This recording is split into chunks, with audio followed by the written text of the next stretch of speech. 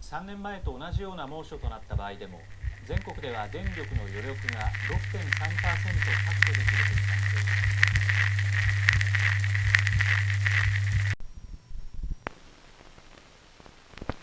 This is a CBS News special report on the findings and recommendations of the National Advisory Commission on Civil Disorders. Harry Reisner reporting. In downtown Atlanta, there is a street corner where men come before dawn. How often do you pay attention to the news? When was the last time you read a newspaper? Do you know what left and right wing mean? These are important questions, not just for media studies. Having a good understanding of political bias in newspapers is a great life skill. In this video, I want to help you understand political bias in newspapers using the media studies set papers, the Mirror and the Times. Before I look at the papers, you need to know what left and right wing mean. These can be really complicated topics, so I'll try and keep them as simple as possible.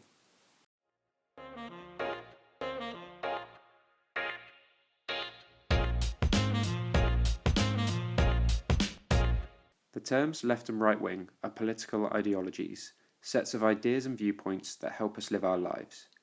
The words left and right wing come from the French Revolution, where the different sets of supporters would literally sit on the left and right hand sides of the same room. A person with a left-wing ideology generally has the following views. They are progressive and support social change, such as the right to abortion, same-sex marriage and racial equality. They are less likely to be religious, and they believe in more government intervention in people's lives, i.e. more taxes for infrastructure such as roads and the NHS. A person with a right-wing ideology generally has the following views. They are often seen as more traditional, reacting against change. They are more likely to be religious. They want less government intervention in people's lives, i.e. they want less taxes to promote economic growth. This means businesses can use the money they would be paying on taxes to expand their businesses instead. With this in mind, it's worth mentioning that these are not absolutes and that most people have views that don't necessarily fit neatly into one side or the other.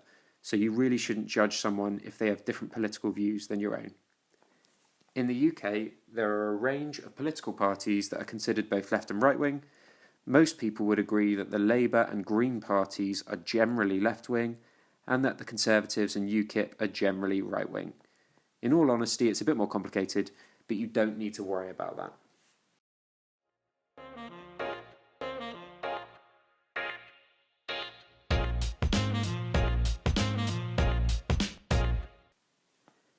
In the UK, there are generally considered to be more right-wing newspapers.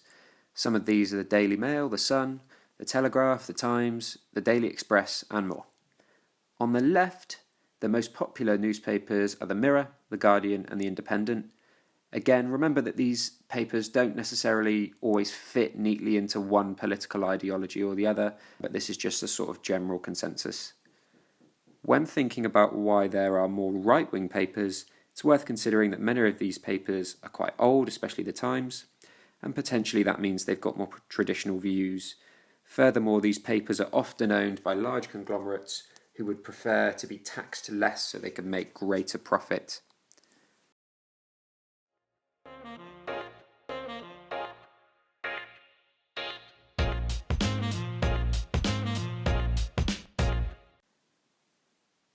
The set papers for media studies are the Mirror, which specifically supports the Labour Party, and the Times, which is seen as centre-right rather than overtly right-wing. The event the set papers cover is Brexit. When you look at the following voting graph on Brexit, you can see that the voting was divided along age lines and on social class lines. So younger people aged 24 and under tended to vote Remain, and older people aged 65 plus tended to vote Leave. On the other hand, people in the A, B and C1 categories, who tend to have more higher paid jobs, tended to vote Remain, and people in the C2, D and E categories tended to vote Leave, and they had the more lower paying jobs.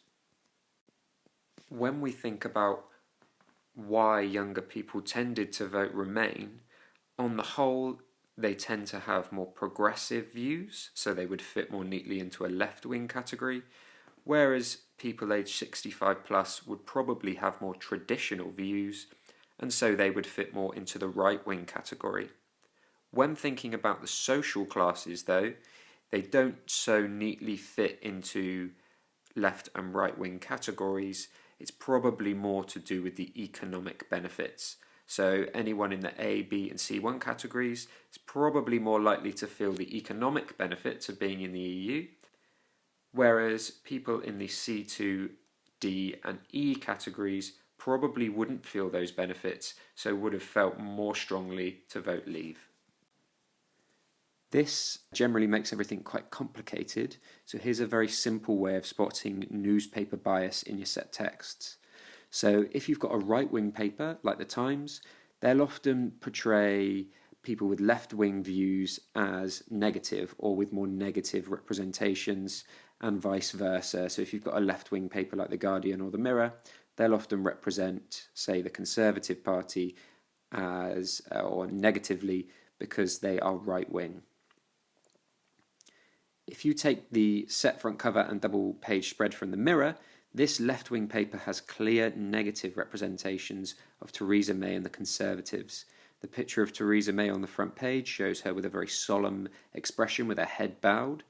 And although not an overly negative depiction on its own, when combined with the headline Brexit delay mayhem, it more clearly shows the Mirror's left-wing bias.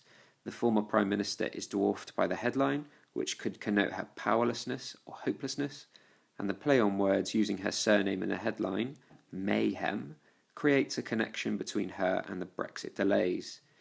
The Times front cover, on the other hand, is a little bit more complex, partly because it's a centre-right paper rather than an overly right-wing paper. And on face viewing, it appears to be critical of Theresa May in the same way as The Mirror.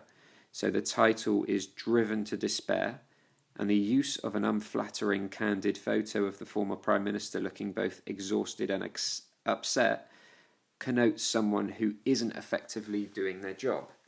However, after reading the subheading, Britain in Crisis as May Plan Crushed Again, and looking more closely at the representations, I wouldn't consider this as negative a representation of Theresa May as the Mirror front cover.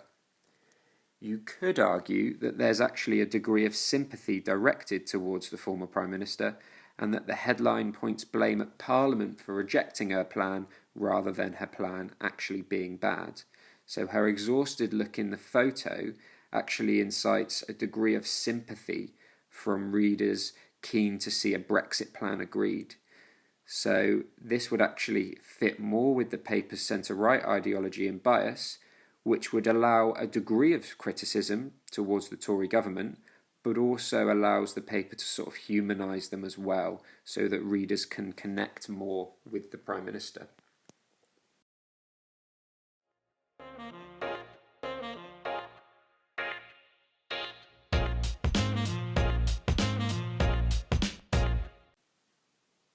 In summary, I would say that this is probably the toughest topic on the first year media studies paper, so component 1. So don't worry if you find it a bit confusing. I would just make sure that you know the following: what the difference between left and right-wing ideologies is, that the Mirror is a Labour-supporting left-wing paper and that the Times is a centre-right paper, that an easy way to spot political bias is through negative representations of people and parties who support the opposite political ideology, and that papers owned by large conglomerates are often right-wing because they will have to pay less tax under a right-wing government. In addition to this, read more news. Most students that I teach or talk to don't even look at online news, but if you read the same stories in a left and right-wing paper and look for the differences, that'll often help improve your knowledge and understanding of political bias.